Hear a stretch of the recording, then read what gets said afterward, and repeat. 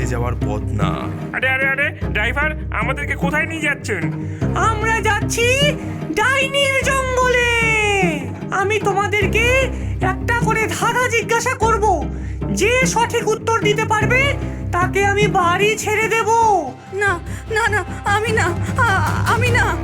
দাঁড়াও দাঁড়াও, তোমার জন্য আমার কাছে একটা ধাঁধা আছে। বজ্জাত ছেলে, আমাকে বেছে বেছে কঠিন ধাঁধা জিজ্ঞেস করা। ডাইনি, তুমি পালাতে পারবে না, আমি তোমাকে পালাতে দেব না। ধাক্কা মারা স্কুলের পাশেই একটা গাছে বাস করত এক ডাইনি। যেসব বাচ্চাদের স্কুল থেকে বাড়ি ফিরতে অনেক দেরি হয়ে যেত, ডাইনি তাদেরকে ডেকে বিভিন্ন ধাঁধা জিজ্ঞেস করত।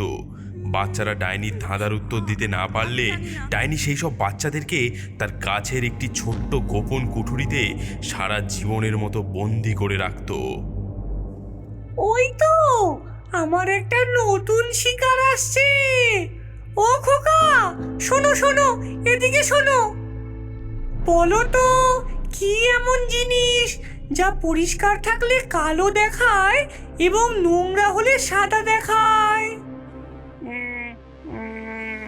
কি এমন জিনিস? তুমি তো পড়াশোনা করো, স্কুলে যাও, তাও বলতে পারছো না?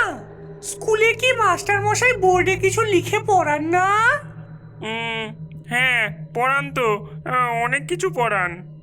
তাহলে আমার ধাঁধার উত্তর দাও। জামা কাপড়? না, এটা হবে ব্ল্যাকবোর্ড। ব্ল্যাকবোর্ড পরিষ্কার থাকাকালীন কালো থাকে, তাতে যত লেখা হয় তত সাদা এবং নোংরা হয়ে যায়। এই রে, এ বাবা, এটা তো আমার মাথাতেই আসেনি। মাথাতে আসেনি, এ তো খুব ভালো কথা, কারণ যে আমার ধাঁধার উত্তর দিতে পারে না তার আত্মাকে আমি বন্দি করে নি।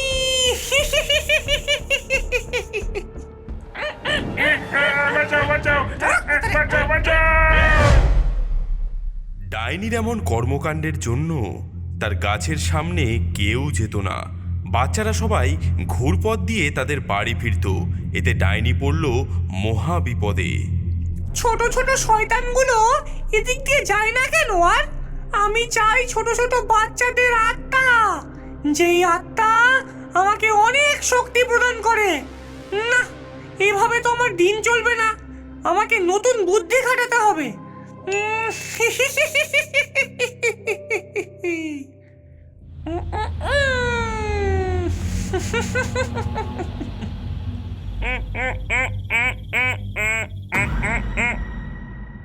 কি মজা, ছুটি ছুটিয়ে মাটিকে খেলা হবে। দারুণ মজার বল। সবাই আমার বাসে উঠে পড়ো, তোমাদেরকে যে যার বাড়িতে দিয়ে আসি। জলদি জলদি উঠে পড়ো। রোজ তো আমাদেরকে ভজনদা নিতে আসে, উনি আজকে আসেননি। না, ওনার খুব জ্বর তো, তাই আজকে আমাকেই পাঠালো।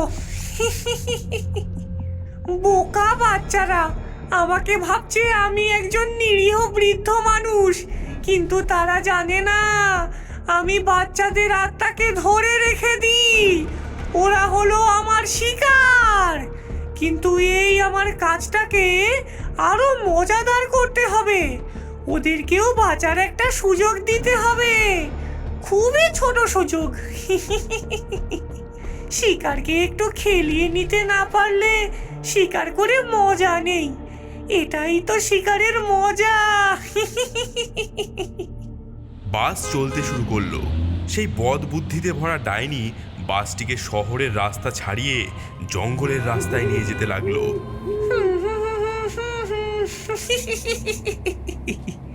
গাড়ি চলে গড়গড়িয়ে, বাচ্চাদের মাংস খাবো চড়মড়িয়ে। বাচ্চারা দেখে বুঝতে পারলো এটা আদেও তাদের বাড়িতে যাওয়ার পথ না। তারা অস্বস্তি এবং নার্ভাস বোধ করতে শুরু করলো। আরে আরে আরে ড্রাইভার, আমাদেরকে কোথায় নিয়ে যাচ্ছেন? হ্যাঁ, এটা তো স্কুলে যাওয়ার পথ নয়, আমরা কোথায় যাচ্ছি? চালক কোনো উত্তর দেয় না, সে শুধু গাড়ি চালিয়ে যেতে থাকে এবং গুনগুন করে গান করতে থাকে। এদিকে শিশুদের মধ্যে তো উত্তেজনা দেখা দেয়। ড্রাইভার বোধহয় রাস্তা হারিয়ে ফেলেছে, বয়স হয়ে গেছে কিনা। যদি সে একজন অপহরণকারী হয়, যে বাচ্চাদেরকে অপহরণ করে? ড্রাইভার আমাদেরকে মনে হয় শর্টকাট পথ দিয়ে নিয়ে যাচ্ছে। বাচ্চারা চিন্তা করো না, আমি এদিককার পথ খুব ভালোভাবেই চিনি। আমি তোমাদের আজকে একটা বিশেষ জায়গায় নিয়ে যাচ্ছি, যেখানে তোমরা অনেক নতুন কিছু শিখতে পারবে, এমন কিছু যা তোমরা কোনোদিনও ভুলবে না।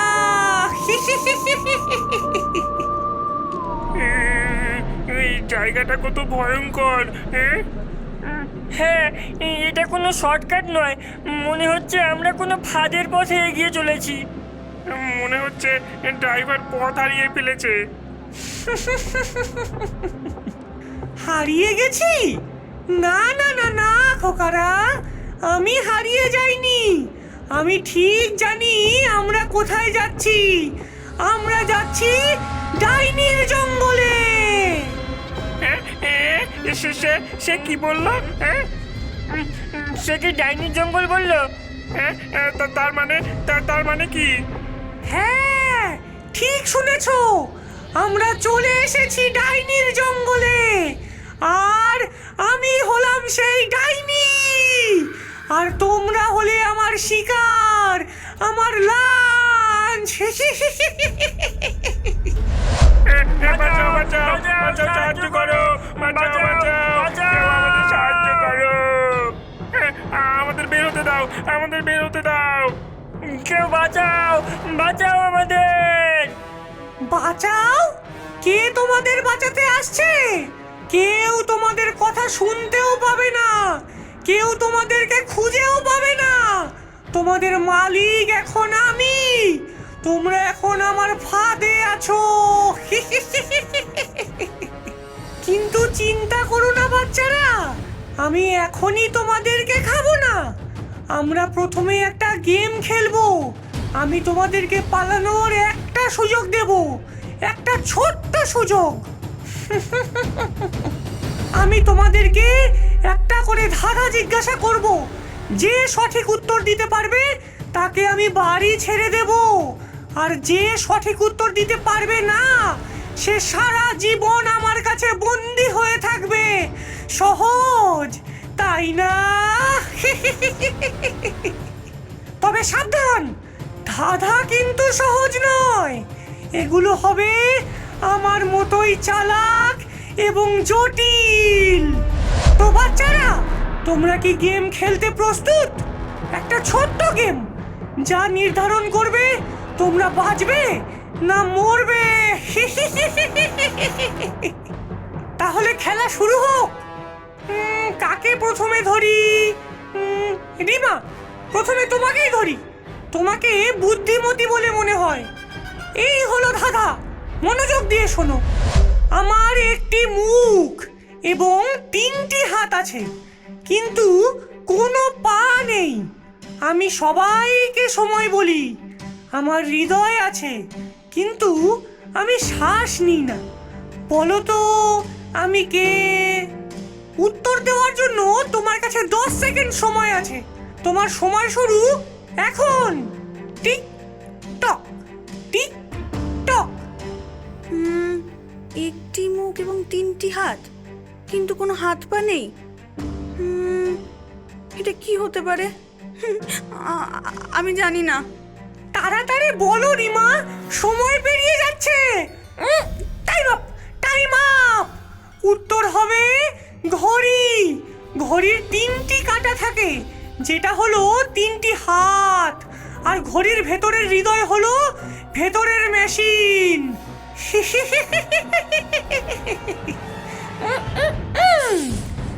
টাটা রিমা, এবার থাকো সারা জীবন আমার চাকর হয়ে।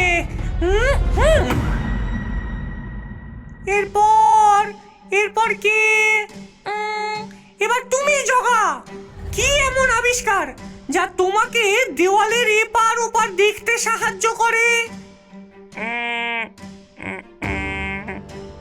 যা দেওয়ালের এপার ওপর দেখতে সাহায্য করে? হ্যাঁ, এটা আমি জানি, এটা আমি জানি।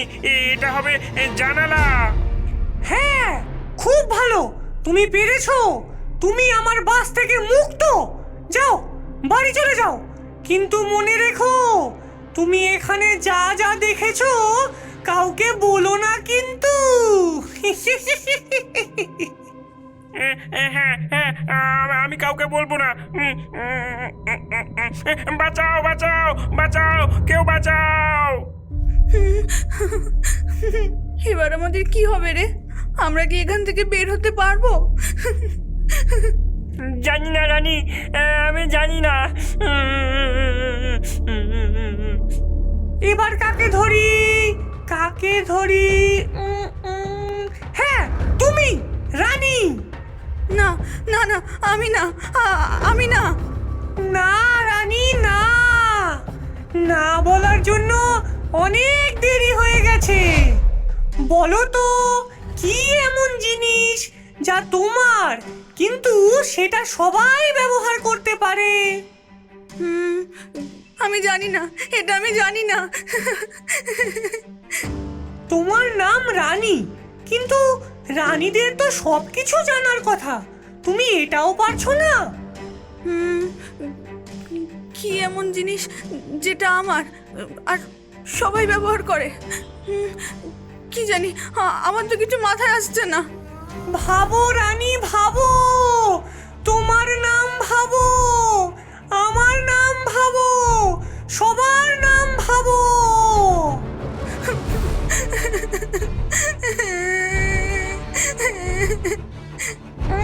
Time up, time up. উত্তর হবে নাম, নাম যা কিনা তোমার কিন্তু সেটা যে কেউ উচ্চারণ করতে পারে।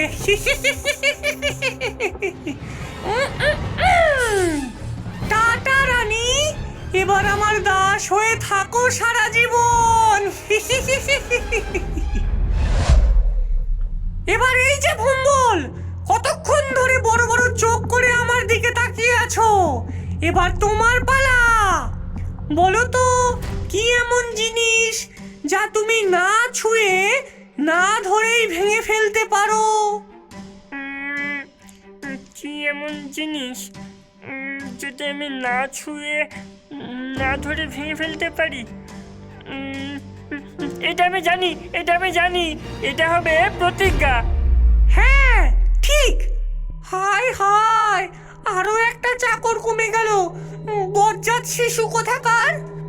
ঠিক আছে ভম্বল, যাও, তুমি বাড়ি চলে যাও, কিন্তু মনে রেখো এখানে যা যা দেখেছো তা কিন্তু কাউকে বলবে না।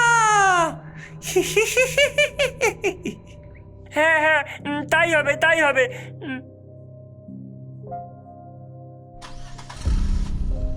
দাঁড়াও, দাঁড়াও। কি হয়েছে, কি হয়েছে? তুমি কি আমার দাস হয়ে থাকতে চাও নাকি? না, তোমার জন্য আমার কাছে একটা ধাঁধা আছে। হ্যাঁ, আমার জন্য ধাঁধা? কি, শোনাও।